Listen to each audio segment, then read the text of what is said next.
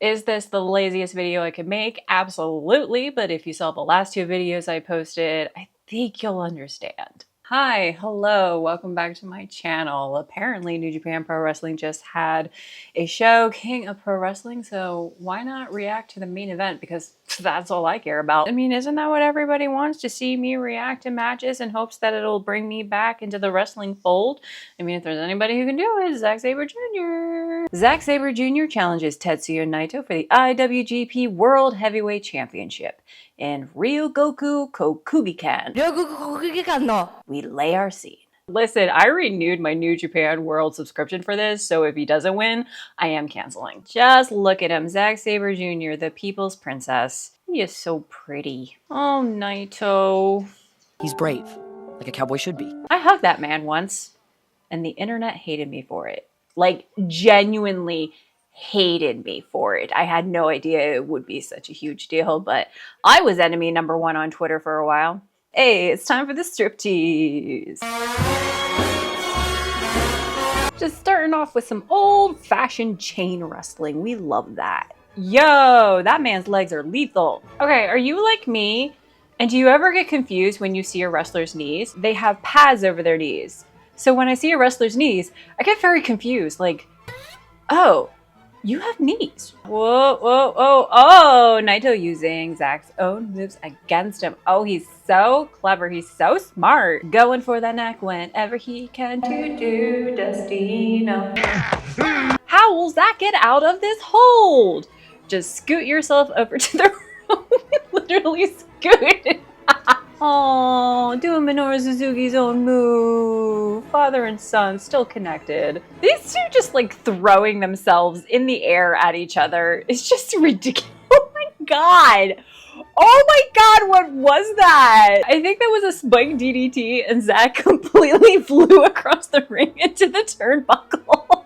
They're so light and airy for being heavyweights. If I had to give a theme to this match, it would be bodies, bodies, bodies. Alternatively, limbs, limbs, limbs. Listen, I want to love something as much as Tetsuya Naito loves destroying necks. Destino!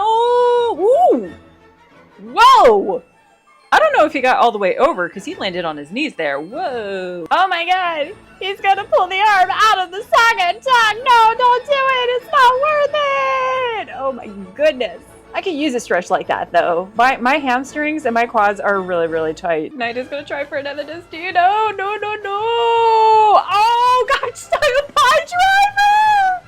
Ah! My dude, are you going to cover him and win? Oh no, oh no, oh, he's like, oh no, no, no, no, no. No, no, no, no, no, no, no. Whoa, whoa, out of nowhere, Naito countering, almost pinned him, whoa. Oh, he's going for Destino again, no, denied, uppercut, uppercut, whoa, slide, Destino, no, cradle, cradle, cradle. This is getting exciting, oh my goodness. Oh, two Zack drivers, nope, nope, maybe a third or something else.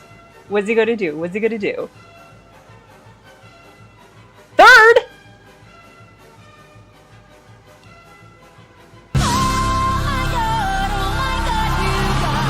Yay, Zack Sabre Jr. Oh my god! That means he's the IWGP World Heavyweight Championship. Why did that not just hit me till now? Ah! Okay, now I'm gonna cry. Oh god. Oh god.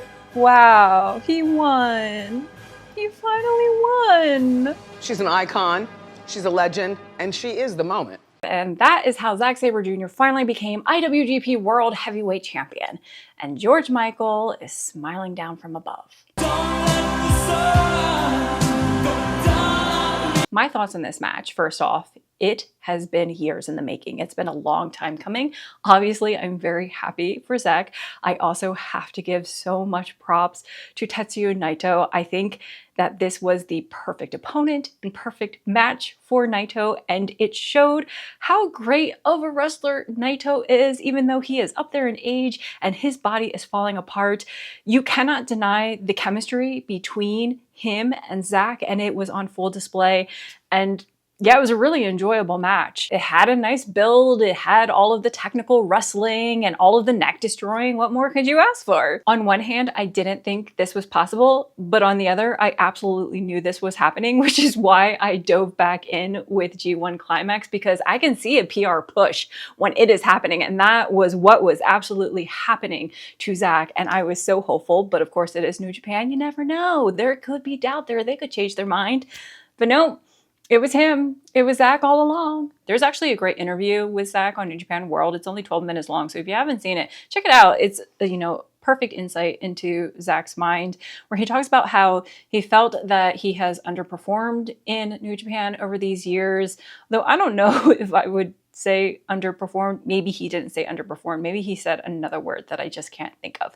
But the man always did his best, but he didn't reach the heights that you would think he would reach with the reputation that he has and how good of a wrestler he is. Absolutely. It doesn't matter how good you are. If somebody else has the star power, that's where the attention is going to be drawn. But I think that Zack has absolutely worked his ass off over these years, and he has truly developed himself as a character. That's something that I've noticed over the past few years. There's something about him where it just clicked and he let loose, and it opened up his personality to more people. Some great things are worth waiting for. They take their time. They are slow and steady to win the race. And that is what Zack has done. And I am so happy about it. Oh my God. And let's talk about post-match, where Zack can't even celebrate for 1 minute. You've got 3 other wrestlers coming to the ring to challenge him. First, Sanada came out, then Shota Umino, followed by Shingo Takagi. And my biggest takeaway from this segment was how out of place Shota Umino was. He was like a fish out of water. He's such a baby. Gotta love me. And I get it. He still has to be built up to that main event status. He can absolutely try for the main event, and that is how he will gain experience. But man, it really shows that he still has a ways to go before he is at the top. Because let's be honest, we all know New Japan is trying to push him to be the next Hiroshi Tanahashi. But of course, I am most happy about Sanada challenging Zack, and it seems that that will be happening at Royal Quest.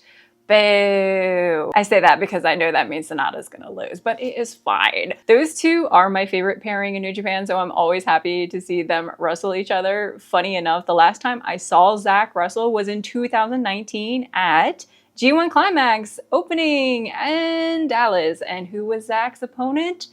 Sanada. So we've got Sanada challenging Zack for the title at Royal Quest. The other two, Zack says, I don't know, let me think about it. Give me a day. Get out of here. Also, kudos to Sanada being the fashion king that he is, dressing in a yellow suit. I absolutely believe that was an homage to Zack's bleach blonde hair. He knew Zack was gonna win, so he dressed the part. Let's talk about the rest of the card for King of Pro Wrestling, shall we? We'll just go over the highlights, starting with Hiromu Takahashi defeating Mystico, but it looks like Mystico was not happy about losing, and he's gonna challenge Hiromu to a mask versus hair match.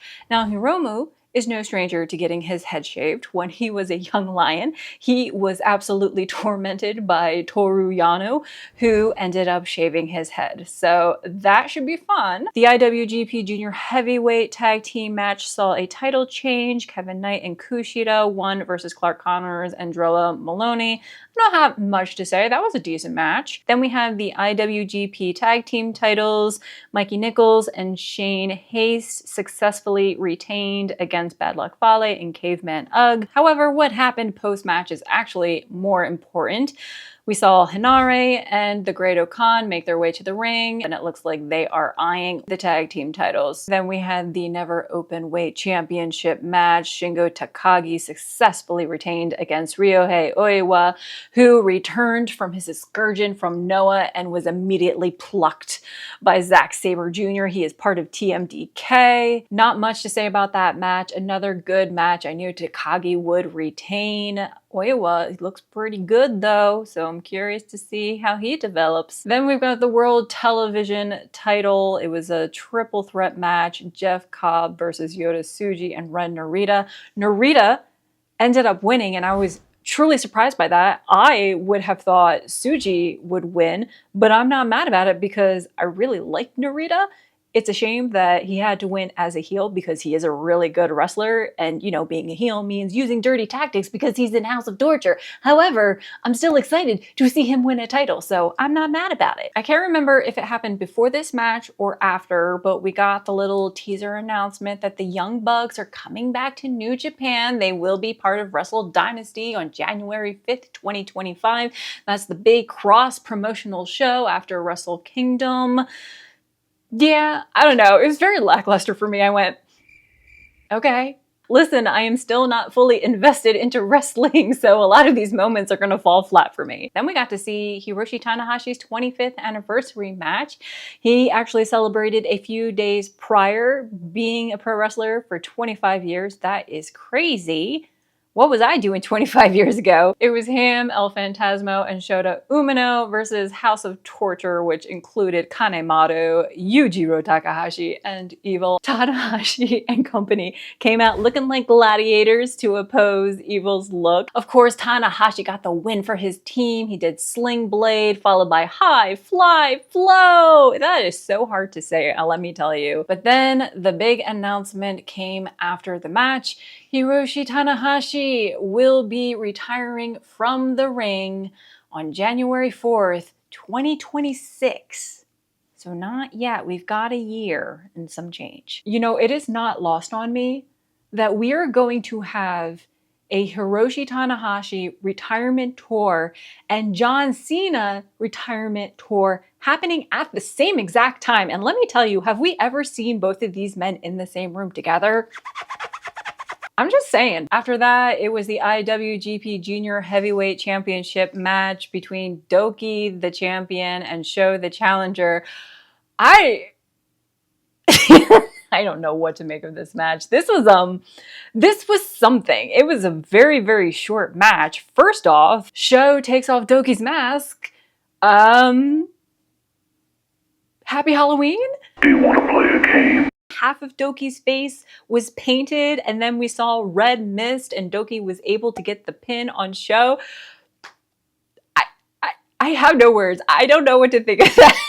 Oh yeah, I forgot after the match, Kanemaru attacked Doki, but then Wato ran in and saved him and then challenged Doki for the junior heavyweight title. Where the hell has Wato been? And then there's the IWGP Global Heavyweight Championship between David Finlay, the champion, and Hiroki Goto, the challenger.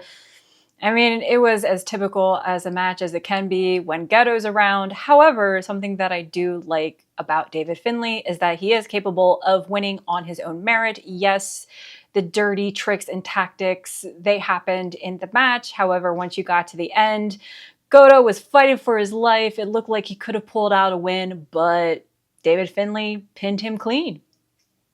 And that's all I've got to say about that. But then it was post-match where things got heated up because David Finlay called out Yuya Uemura as his next challenger for the title because David Finlay is still salty that he lost to Yuya during G1 Climax. However, it wasn't Yuya who made his way to the ring. It instead was Tai Chi. And Tai Chi said, Yuya's not here, but I am, so let's fucking go, baby. You know, you just gotta make your own opportunities, and Tai Chi knows that. So that was King of Pro Wrestling, and we've obviously got some things being set in motion as we gradually make our way towards Wrestle Kingdom, which is 2.5 months away. That's crazy. Like, I'm already thinking about who's gonna be Zack's opponent at Wrestle Kingdom. Also, should I go to Wrestle Kingdom? Should I go? I'm kind of thinking about it. I don't know. I'm going to stress about that decision off camera, but I do want to hear your thoughts about King of Pro Wrestling. Leave them all down in the comments. Celebrate Zack Sabre Jr. finally becoming IWGP World Heavyweight Champion. Yay! And I'll see you all next time. Bye!